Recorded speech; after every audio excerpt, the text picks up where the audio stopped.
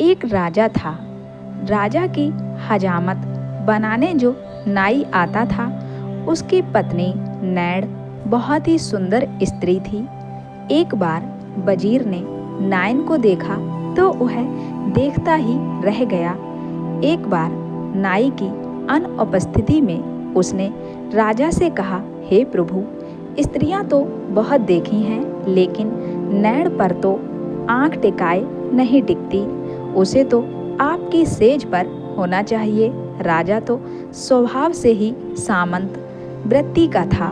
श्रावण मास से ही वह नारी के रूप वैभव पर मुग्ध हो गया और नैण को प्राप्त करने के लिए उसकी लार टपकने लगी।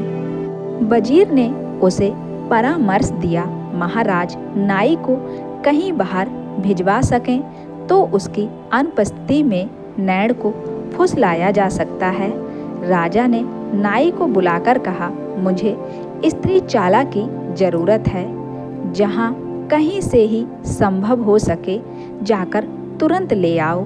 तुम्हारी क्षमता तथा वफादारी पर मुझे पूरा भरोसा है। नाई बेचारा सीधा साधा था।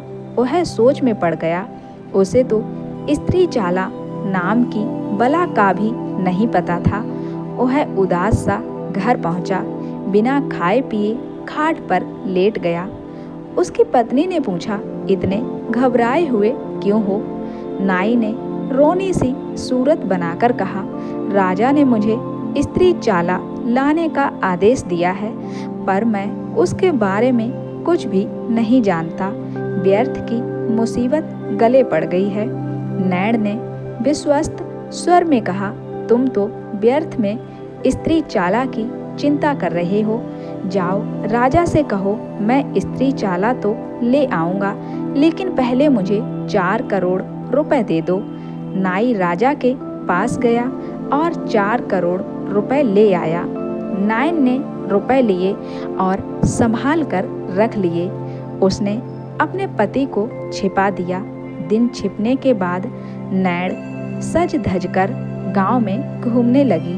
रास्ते में उसे एक चौकीदार मिला।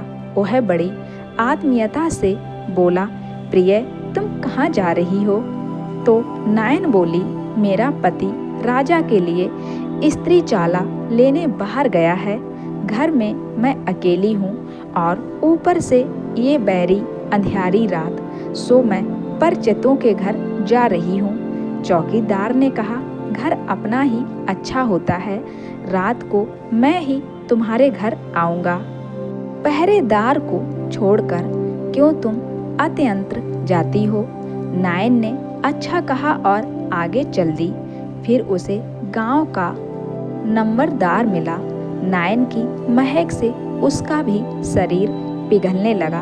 उसने कहा, तुम्हें चिंता करने की जरूरत नहीं है। अंधेरा घना होते ही मैं तुम्हारे घर आ जाऊंगा। चौकीदार नंबरदार के बाद नैण को वजीर, राजा तथा पुजारी मिले। उन्होंने भी रात होते ही उसके घर पहुंचने की बात कही। नाइन हाँ हाँ करती मन ही मन मुस्कुराती अपने घर लौट आई।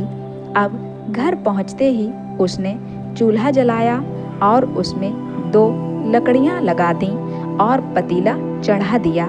सबसे पहले गुनगुनाता हुआ चौकीदार आया।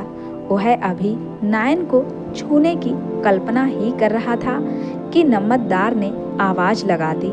चौकीदार ने डरकर कहा, ओ नैड़ी, मुझे बचाओ। नाइन ने उसे उल्टी घघरी पहनाकर दाल पीसने बिठा दिया। नंबरदार के बाद वजीर आया तो नंबरदार ने कहा, ओ नैड़ी, मुझे बचाओ, मेरी तो इज्जत खतरे में है। नाइन ने उसका द्यूट बनाया और उसके ऊपर लैंप रख दिया। इसी प्रकार अभी वजीर अंदर आया ही था कि राजा आ गया। वजीर के अनुनय विनय करने पर नाइन ने उसका मुंह मिट्टी से लीप दिया और उसे अलमारी में बिठा दिया। अभी राजा नाइन से प्रेम भरी बातें करने ही लगा था कि बाहर से पुजारी की आवाज आ गई। राजा गिड़गिड़ाया, नैड़ी, मेरी साख खतरे में है। नारी की माया अपरंपार है, तू ही मुझे बचा सकती हो। नायन बोली, महाराज चिंता मत करो, मैं तो आपकी बांदी हूँ, आपको अपना देवता बनाकर अलमारी में बिठाती हूँ, फिर कोई नहीं पहचान पाएगा। उसने राजा के मुंह पर भी मिट्टी पोत दी और उसे अलमारी में बिठा दिया। अंत में पुजारी का आगमन हुआ। उसने अलमारी में बैठे लोगों को देख लिया और पूछा, ये कौन लोग हैं कन्या? महाराज, ये सभी मेरे देवता लोग हैं, नायन बोली। उसके इतना कहते ही सबको एक दूसरे की उपस्थिति का एहसास हो गया और लज्जित होकर वे आगे पीछे भाग निकले। पुजारी भी खिसियानी बिल्ली सा उनके पीछे भाग लिया। सबके भाग जाने पर नायन अपने पति के पास आई और बड़े प्यार से उसे दुलारते हुए नायन ने अपने पति के लिए भोजन परोसा और कहा, देखा तुम्हारे ये हितैषी किस प्रकार मेरी सुंदरता को देखकर मुझे पाने के लिए लार टपका रहे थे, लेकिन स्त्री चाले के सामने इनकी क्या बिसात। यदि अब राजा तुमसे पूछे कि स्त्री चाला कहाँ है, तो कहना मेरी पत्नी ने तुम्हारे मुंह पर मिट्टी तो लीप दी। स्त्री चाला और क्या होता है। नायन की चतुराई पर नाई गदगद हो उठा और खुश हो गया।